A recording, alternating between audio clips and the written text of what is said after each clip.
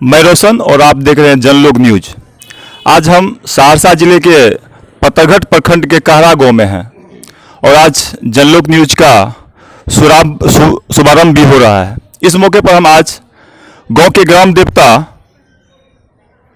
के पास में पहुंचे हुए हैं। आप देख रहे हैं ऊपर एक बहुत पुराना पीपल का वृक्ष है और वृक्ष के नीचे में बजरंग बली का मंदिर है, महावीर जी का मंदिर है। कहते हैं इस गांव के कुछ वासी कि यही यहाँ का ग्राम देवता है। इसी विषय पर आज हम जानेंगे कि इस वृक्ष का इतिहास कितना पुराना है और ग्राम का देवता यह वृक्ष और महावीर जी कैसे हुए। इस विषय को हम जानने के लिए गांव के प्रमुख लोग सुभाष चंद्र मिश्र जी मेरे साथ में है। हम चाहेंगे कि इस वृक्ष का क्या इतिहास है और ग्राम के देवता कैसे हैं, थोड़ा सा आप इस विषय पर जानकारी दें। यह जो वृक्ष है, इससे पहले भी यहाँ महावीर जी के हमारे ग्राम देवता हैं। हजारों वर्ष से यहाँ हम लोग यहाँ निवास करते थे और ग्राम देवता के रूप में महावीर जी का स्थापना हुआ था। और ये पहले यहाँ यही वृक्ष थे। इनके नीचे बहुत से मुनि महात्मा यहाँ आकर सिद्धि को अपना प्राप्त करते थे। और यह इससे पहले इसके बाद इस पीपल के वृक्ष को मौलवी बाबा के द्वारा स्थापित किया गया। जब पुराना वृक्ष सूख गया तो यह 100 वर्ष 150 वर्ष से करीब हम लोग यहाँ देख रहे हैं। और जैसा इतिहास है जो 100 वर्ष से इसको वृक्ष को हो गया है। और महावीर जी के कृपा से हमारे यहाँ बहुत से आपदा आई, इनका निराकरण गाँव के लोग बैठकर महावीर जी से विनती करके वह दूर किया जाता था। और यहाँ महावीर जी का स्थापना के बाद यहाँ विभिन्न प्रकार की मूर्तियाँ, महादेव की स्थापना हुई। उसके बाद दुर्गा मंदिर का स्थापना हुआ, राम जी की स्थापना हुई, राधा कृष्ण की स्थापना हुई। तो यही हमारे गांव का है। ग्राम देवता यही कहलाते हैं, ग्राम देवता यही है। ग्रामीणों के मैं जहाँ तक देख रहा हूँ यह वृक्ष थोड़ा सा इसकी टहनी टूटी हुई है। हमको ऐसा लगता है कि इसकी प्रॉपर देखभाल नहीं होता है क्या? पूर्ण रूप से इसका देखभाल होता है। बहुत पुराना गाछ है, 150 वर्ष के लगभग इस गाछ का है उम्र है। और इसीलिए नया जब मंदिर का निर्माण होने लगा तो कुछ टहनियाँ को इसको हटाया गया मंदिर के, इसीलिए उसमें कुछ सूखापन आ गया है। लेकिन यहाँ वृक्ष में कभी कमी नहीं देखा गया। अच्छा, ऐसा हम जो अभी देखे हैं, जो यहाँ से 20 किलोमीटर के रेडियस में हम जो इस गांव के जो 20 किलोमीटर रेडियस जगह है, हम देखा कि कहीं पर इस तरह का इतना विशाल वृक्ष नहीं देखने को मिला है। क्या बगल उगल के गांव वाले भी यहाँ आते हैं पूजा करने के लिए? क्या यहाँ हमारे अगल बगल के चारों तरफ के गाँव के पहले यहीं आते थे। जैसे बगल में मदनपुर है, सुखासन है, बिशनपुर है, टोला है, धबोली है। दूर दूर से यहाँ लोग मन्नत मांगने के लिए पहले महावीर जी से आते थे और महावीर जी उनकी मनोकामनाएं पूरी करती थी। और वहाँ वो लोग आके अपना ध्वजा जो मनोकामनाएं रहती थी यहाँ उन महावीर जी को लंगोटा चढ़ाया जाता था। और साल में यहाँ हर साल आकार में महावीर जी का यहाँ नया ढंग से पूरा गाँव के द्वारा, पूरा समाज के द्वारा पूजा पाठ किया जाता है। बड़े बड़े पंडित यहाँ आते हैं, आ रहे थे और अभी भी आते हैं और उसके द्वारा पूजा पाठ किया जाता है।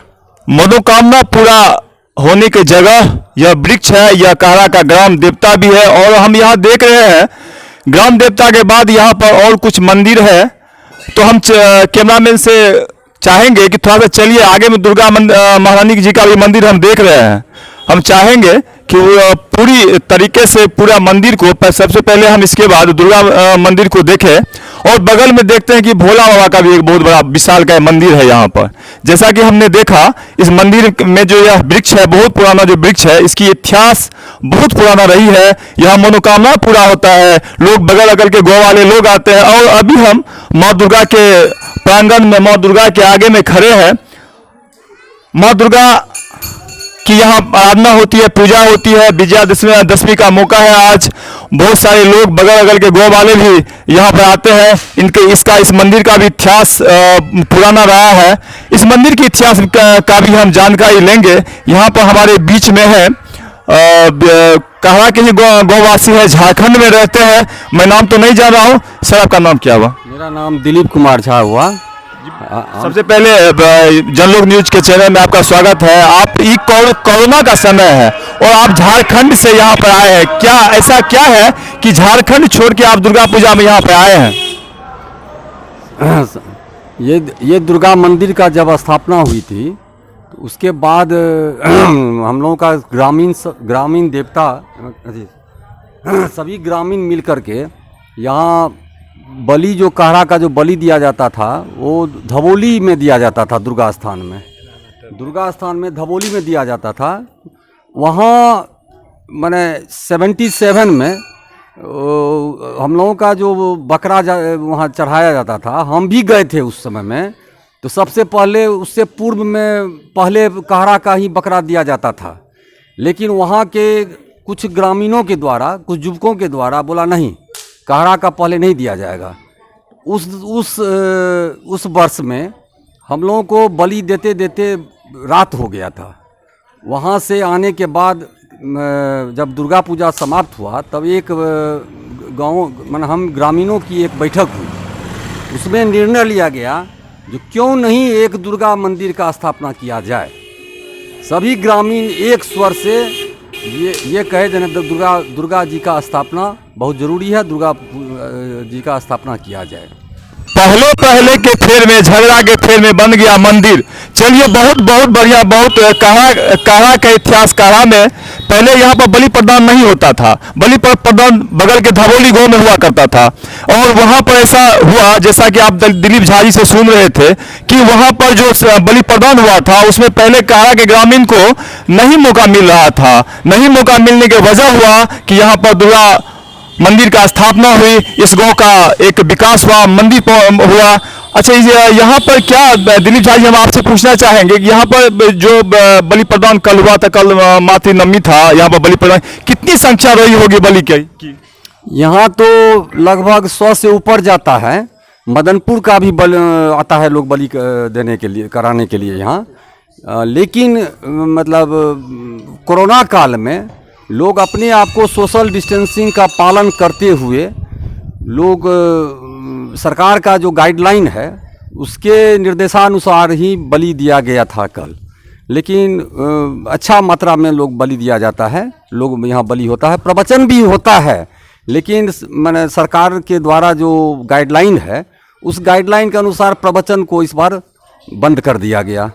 इस बार सरकार के नियम का पूर्णतः पालन कहरा के मंदिर में कल नवमी के रोज काफी डिस्टेंस बना के जो सोशल डिस्टेंसिंग का जो मामला था सरकार को, उसको पूरा करते हुए यहाँ पर बलि प्रदान हुआ।